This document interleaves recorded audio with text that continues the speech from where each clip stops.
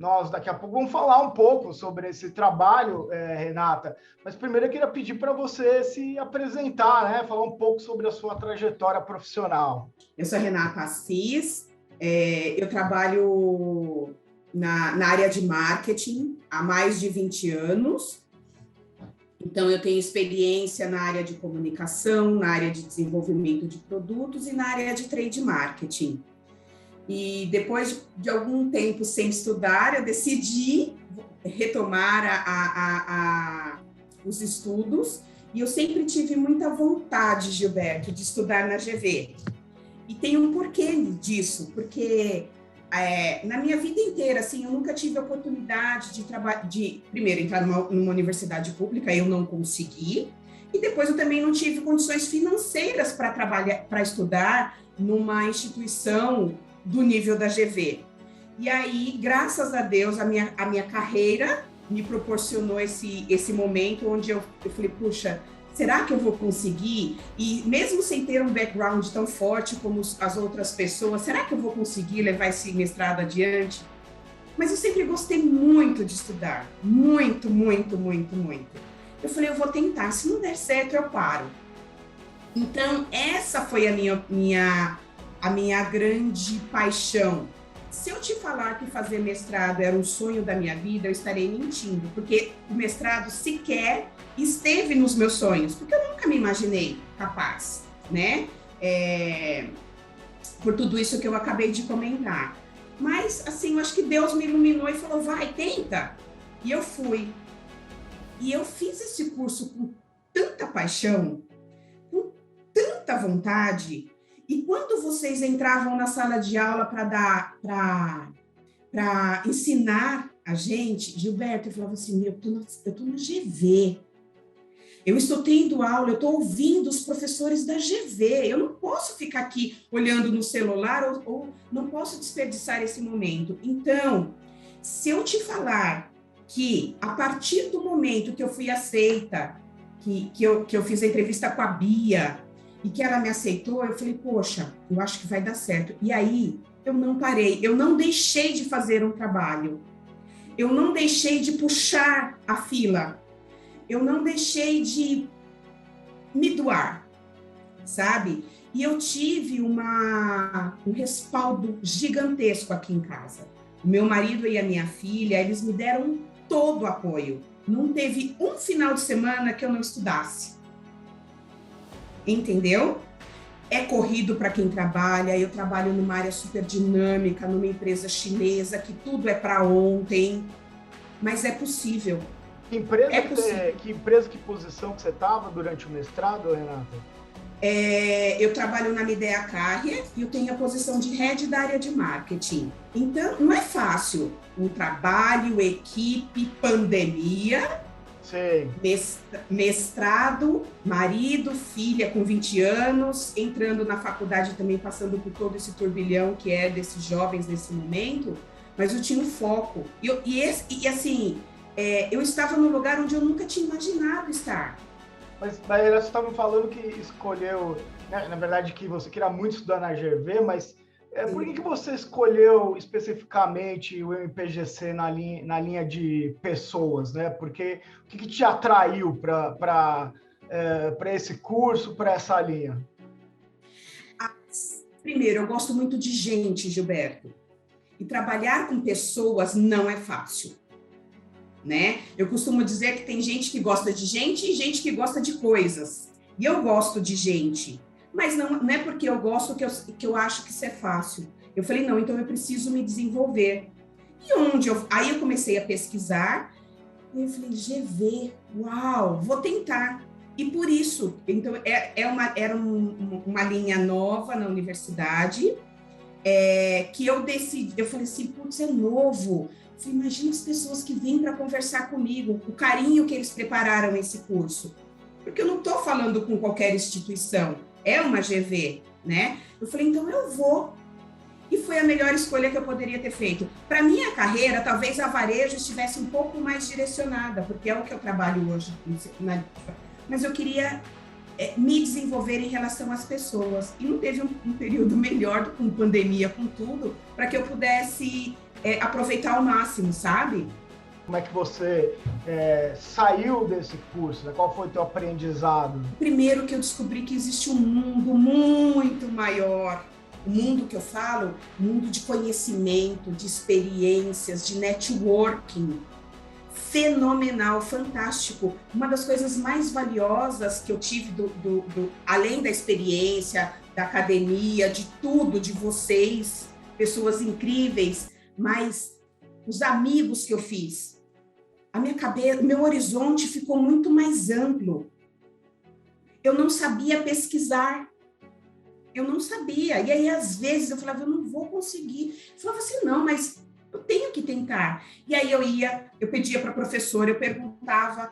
Então, você já está falando, no fundo, sobre a sua orientadora, do seu trabalho aplicado. Seu trabalho aplicado tem o título de Mulheres Executivas e Seus Corpos Envelhecidos, o Peso da Idade. Pô, conta um pouco sobre esse trabalho, né? Por que você escolheu este tema, do que se trata, né? Esse trabalho. Uhum. Para mim era tão rico ouvir todo o conteúdo de vocês que eu pensei, eu preciso contribuir de alguma forma. E aí, no desenrolar do mestrado, eu fui conversando e aí eu comecei a tentar entender alguns dos trabalhos que eu estava lendo, dos artigos, e eu comecei a pesquisar e eu vi que era um tema que não se falava muito, de mulher em organização, da mulher com um pouco mais de idade. E aí eu fui vendo que tinha mais informação sobre homens, sobre os executivos, e não sobre executivas. Eu falei, olha aqui uma lacuna teórica. Eu falei, então eu vou tentar entender. Gilberto, não foi fácil, porque não é fácil encontrar literatura. Se fosse fácil, não existiria uma lacuna teórica, na verdade, né? Mas não foi fácil e isso me aguçou a curiosidade. Eu falei, eu vou atrás, e se não tiver aqui no Brasil, eu vou pesquisar em qualquer lugar. Mas ficou muito mais robusto, muito mais interessante, e eu acho que com isso eu consigo contribuir, sabe? Então, por isso que desencadeou tudo isso.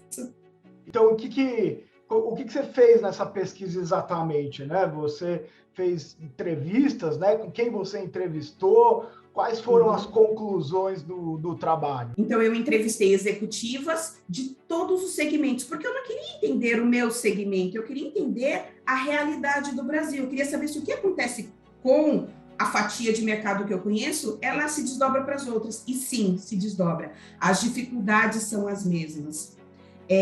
O preconceito, o ageísmo, que é o preconceito contra a pessoa mais velha, mesmo que velado, porque muitas empresas falam, não, aqui não tem isso. Tem, Gilberto, tem. Então, você vê discrepância salarial, você vê discrepância de posições em empresas, e você, em todas as entrevistas que eu fiz, todas as mulheres se sentem sem voz. E o que a gente percebe é que a mulher, além dela ter que estudar mais do que o homem, para tentar se manter numa posição de destaque, numa posição de gerência geral e acima, então ela precisa estudar mais, ela precisa, além de tudo isso, quando ela consegue alcançar um patamar de um gerente geral e acima, muitas vezes ela precisa se masculinizar, ela se retrai, tira toda a sua parte feminina para poder se impor na reunião como se fosse um homem. Mas a essência dela é feminina. Então, você imagina você viver isso diariamente, onde a sua aparência demonstra uma coisa, mas o seu interior é outro. Muitas enfrentando uma maternidade solo, muitas se sentindo sem voz, sabendo que trabalham e entregam muito mais, mas o salário é em torno de 20% inferior ao de um homem na mesma posição. Então, assim, é uma jornada onde ela tem que se provar a vida inteira, ela tem muitas vezes a dupla jornada, às vezes ela tem que se masculinizar, ela tem que lidar com um corpo em transformação, que fica mais rígido, mais pesado, mais cansado, menos atrativo. Então, o corpo se fez muito presente no trabalho, por isso que no final ficou os seus corpos envelhecidos, porque justamente o corpo é a pessoa. né? E se ele não estiver dentro das normas das organizações, é muito fácil para a mulher ser descartada. Esse ano foi um ano interessante, porque muitos dos trabalhos que tiveram destaque estavam falando sobre as mulheres nas organizações, né? E Sim. o seu, em particular, é interessante, que não era só a questão da mulher executiva, era também do elemento do ageísmo, né? Eu me Uhum. lembro, inclusive, de um trecho de uma entrevista, né? Acho que tem vários para ficar chocado, né? Uhum. Na leitura, Uhum. mas por exemplo, acho que era uma mulher de 47 anos, falado que foi contatada por um headhunter dizendo que era a última oportunidade de haver Exato. uma recolocação. Oi? Exato. Oi? Acabou a carreira, né? É. Na verdade, eu que não sou especialista no tempo, fiquei, na verdade, assustado. Como assim ageísmo com 45 anos? A minha questão para você, Renata, qual é a sua... eu não sei que é conclusão acadêmica, mas muito mais... O que é a sua recomendação, né, profissional para as organizações a partir da conclusão do seu trabalho? A minha recomendação, o Gilberto, é que as organizações elas revejam seus conceitos, porque a questão da maturidade da pessoa não é um processo de finitude, é um processo de continuação.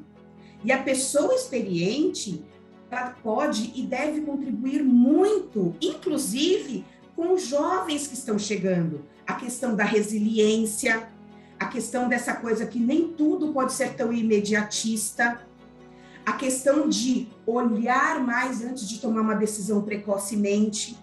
Eu queria, então, apresentar para você, simbolicamente, né, virtualmente, né, a premiação, aqui o certificado, né, do trabalho, né, como premiado com a melhor dissertação de 2021 do MPGC, Mulheres Executivas e os seus Corpos Envelhecidos. Então, em nome de todo mundo do MPGC, parabéns pelo seu trabalho, parabéns pelo trabalho da sua orientadora também com você, né? A gente está muito contente de poder destacar uma contribuição importante, né? Você tem alguma mensagem em relação, né, à proposta do MPGC? Legal. Olha, eu super, super recomendo para que todos os executivos, não precisa ser só executivo, mas os profissionais que tiverem vontade de aprender e ter experiências incríveis com os docentes e também com os discentes, que façam. E façam com vontade e com muito amor, porque o resultado vem.